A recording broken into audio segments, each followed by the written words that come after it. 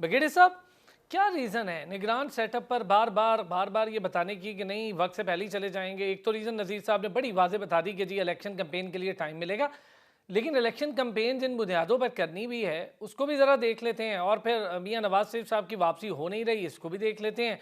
ये मामला जा कहाँ रहा है? और निगरान सेटअप दो ऑलरेडी सूबों में है, जिसको खुद इस सिटिंग गवर्नमेंट के होते हुए एक तवालत मिल गई है, अभी तक वहाँ पर गवर्नमेंट बन नहीं पाई थी, अब मरकज़ का भी निगरान सेटअप है। बहुत बहुत शुक्रिया। लगारी साहब ने जो बातें की है वो तो सूरत हाल को बड़े सही तरीके से वाजिया कर देती है, लेकिन इसमें एक चीज और भी शामिल कर लीजिएगा। वो ये है कि जो इस वक्त तक जो ऑब्जेक्टिव था इस तमाम एक्सरसाइज का, जिसमें आप इम्पोर्टेंट हुकूमत को लेके आए थे और इन लोगों को ला के बिठाया था, और उसके बाद फिर एक साल का जो गवर्नेंस सिस्टम चला, उसके ऊपर तो आप जितनी बात करें और जितना गंद फेरा गया, और जो आज हाल है और जो हाल होने जा रहा है इस आईएमएफ की टांची के बाद, हम्म। वो तो ये समझें कि इंसान से सांस जो है वो खींच ली जाएगी। तो मकसद जो इस तमाम एक्सरसाइज का था वो ये था कि आप जो पीटीआई जो पाक थी और जिसको निकाला गया था, उन्होंने गलत किया। अच्छा, ये सर जो आप अब हम बात कर रहे हैं। थी, तो इस दौर में तो चीजें जो है वो जो है बेहतर हो जानी चाहिए थी। बिजली की कीमतें कम हो जानी चाहिए थी। चिकन 600 रुपए, 800 रुपए, 900 रुपए कराची में नहीं बिकना चाहिए था। वो नहीं हुआ। इसका मतलब है कि ये जो साल था it is a total failure system. लेकिन इसके अंदर जो चीज हुई है वो ये हुई है कि पीटीआई को जिसको हटाया गया था पावर से, उसके टुकड़े टुकड़े उसको फ्रेगमेंटेड कर दिया। जैसे आप कह रहे हैं कि अभी परवेज खट्टर दिया है, फिर इस्तेकाम पार्टी बन गई है। और तो अब जब ये इतने ग्रुप्स मैदान में खेलेंगे आएंगे, तो आप खुद सोचिए कि पाकिस्तान की सियासत का क्या हाल होगा। नवाज, मैं आपको एक चीज बड़ा कैटेगोरिकली कह दूं कि अगर आप ये समझते हैं कि इस वक्त कोई पीटीआई और पीएमएलएन का या पीपीपी का पंजाब में कोई वोट बैंक है या वो कुछ हो जाएगा, तो वो एक बहुत फार फ्लंग सी चीज नजर आ रही है। क्योंकि लोग जो हैं वो किसी और ख्यालात के साथ खड़े हुए हैं। आप उन ख्यालात को चैलेंज करते रहें, उन आइडियाज को चैलेंज करते रहे, जितना चैलेंज करते रहे वो हो सकता है। But the fact the ground reality is absolutely different. So होगा क्या?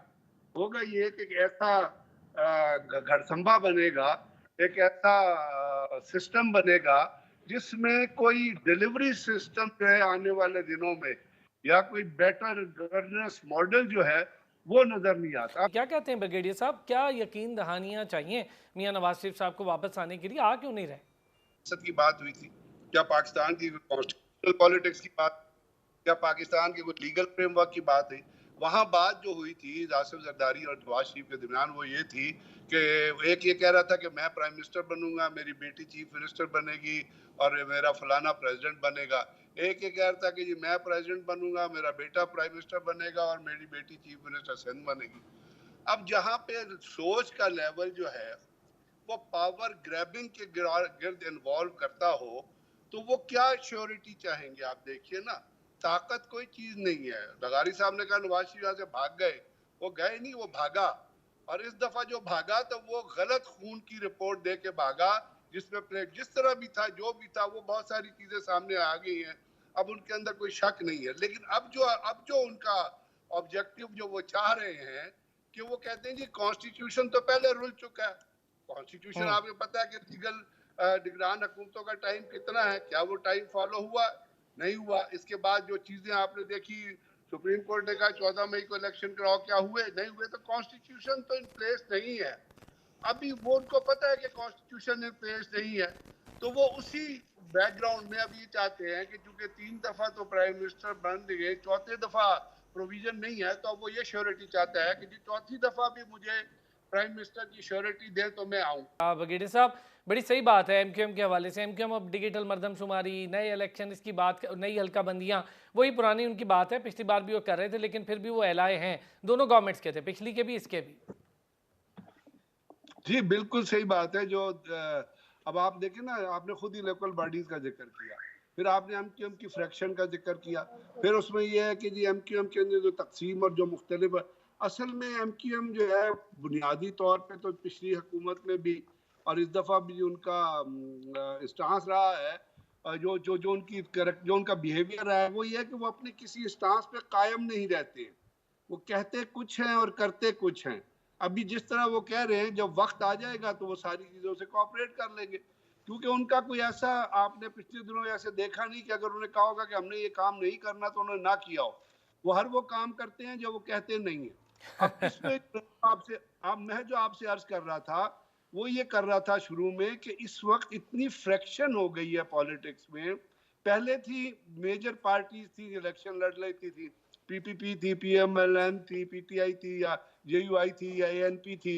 अब जो आप फरमा रहे थे पहले कि कोई पार्लियामेंटेरियन है, कोई इस्तेकाम है, कोई गैर इस्तेकाम है, कोई कुछ है, कोई कुछ है, तो इस फिजा में जो इलेक्शन होंगे उसके अंदर कोई शख्स, कोई पार्टी अपनी कमिटमेंट्स पे नहीं चलेगी, कोई पार्टी अपने किसी मैनिफेस्टो पे नहीं चलेगी, कोई पार्टी कॉन्स्टिट्यूशनल पैरामीटर्स पे काम नहीं करेगी। इससे ये ये अखज़ करूं शौक, मैं, ब्रिगेडियर साहब, जो आप बात कर रहे हैं 8-8 10-10 सीटें सारों के हिस्से में आएंगी।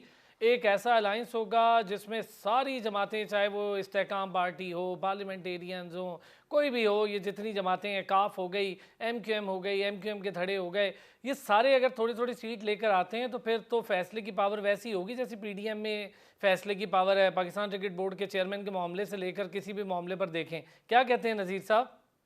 नहीं, एक दो बड़ी पार्टियां, दो तीन पार्टियां इमर्ज हो सकेंगी, उनको अलायंस करना पड़ेगा। कोई पार्टी बगैर अलायंस के हुकूमत नहीं बना पाएगी।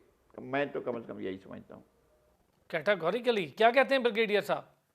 जी बिल्कुल, मैं कहता हूँ कि इस वक्त हुकूमत बनना ही मुश्किल हो जाएगा, क्योंकि टोटल जो पॉलिटिक्स रिवॉल्व करेगी वो होगी कौन सदर बनेगा, कौन प्राइम मिनिस्टर बनेगा, कौन चीफ मिनिस्टर बनेगा। अब पीडीएम की अभी देखा नहीं आपने रिसेंटली कि जी पीएमएलएन की और पीपीपी की मीटिंग हुई तो मौलाना कूद पड़े फौरन मैदान में कि जी मैनू क्यों नहीं दसिया, फिर जाके शहबाज शरीफ ने के पास चले।